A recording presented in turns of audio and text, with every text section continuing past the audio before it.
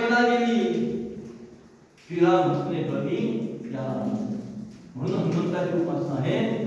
त्या हनुमंताच्या उपासनेनं आपल्यावर रामराय कृपा करत असतात. हनुमंताची उपासना केली तर रामरायच्या आपण बोलू शकतो. अर्थात जो समर्थांचा बोध आहे तो बोध जर का आपल्याला अंगीकृत करायचा असेल अर्थात त्या रामरायच्या बरोबर समर्थांच्या बरोबर त्या हनुमंताची उपासना असणं आवश्यक आहे. हनुमंताची उपासना प्राप्त केली की यश हे ठरलेलंच आहे. फक्त परीक्षेपुरतं मी जाणतो मी जाणतो परीक्षेनं एक दोन दिवस या हनुमंताला द्यायचं हनुमंता कधी बोलतो आमच्याकडे अजिबात देत नव्हतो.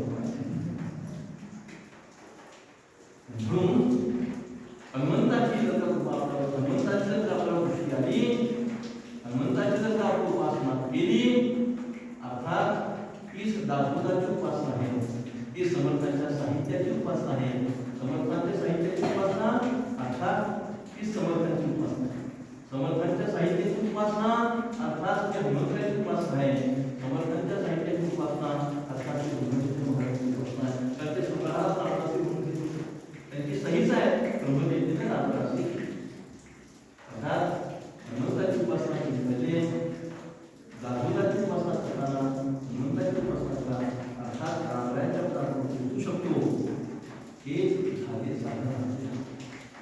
साधनेचं बरोबर करून घेत असेल तर उपासनामध्ये आपण असणं आवश्यक आहे. उप आसन अर्थात आता तर आपला शत्रू जिवंत रूपात कोण नाहीच आहे आणि समर्थ म्हणतातच सद्गुरु सद्गुरु मी तुला गुरु आहे मी तुला गुरु आहे पण तू माझ्याकडे ये मी तुला अनुभव देतो असं म्हणणार आहे. त्यांना काहीही किंमत देऊ नका आणि त्याला तीन असे विचार म्हणतात. अशांच्या जवळ जाऊ नका. आपले गुरु हे तपासूनच घ्या. आपल्या गुरुची परीक्षाच करा. जोपर्यंत आपलं मन मानत नाही की त्यांना आपण शरण जावं त्यांचा अनुभव घ्यावा तोपर्यंत अनुग्रह घेऊ नका. तोपर्यंत त्यासाठी समर्थ म्हणतात काय त्यासाठी समर्थ काय म्हणतात की जे समर्थांनी आपल्या निर्वाणाच्या वेळा आकाश जेव्हा समर्थांचं निर्वाण घडावरती आकाश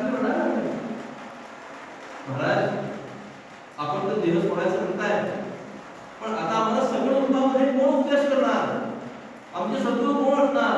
तेव्हा समर्थांनी सांगितलं की आत्माला दासबोध माझे स्वरूप स्वतः सिद्ध न करावा हा भेद भक्तजनी. आत्माला दासबोध यामध्येच मी आहे. ह्यामध्ये असणारे कोवे आहे या श्लोक आहे त्याचा तुम्ही अभ्यास करा. त्याच्या सहवासात राहा. जे सांगितले त्यापुढे आचरण करण्याचा प्रयत्न करा. मी तुमच्या जवळच आहे.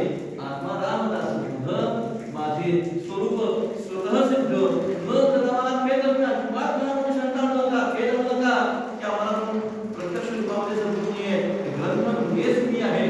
त्या ग्रंथाच्या सहवासात राहा.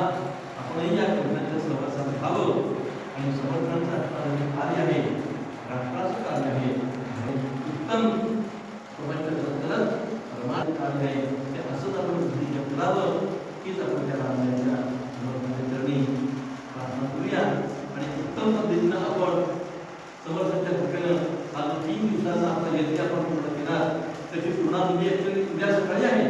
योगाला बघा कसं आहे श्रावण महिन्यात आपण आहोत. शनिवार आहे. हनुमंताची उपासना करायची म्हणताय. अर्थात समर्थांनी गडावरती स्थापन केला. गडावरती एक गिरिव जर का मारुती तो हव्याचा मारुती गडावरती स्थापन केला. समर्थांचा मारुती हव्याचा मारुती आहे. त्या मारुतीचं काही दर्शन घ्या. इथे या तुमची उपासना छान करा. सगळ्या मारुतीला सांगा तू तरी ब्रह्मचारी असता तुला आमच्या संसारिकांकडे लक्ष दे. आमच्या थोडं ज्या शंका आहेत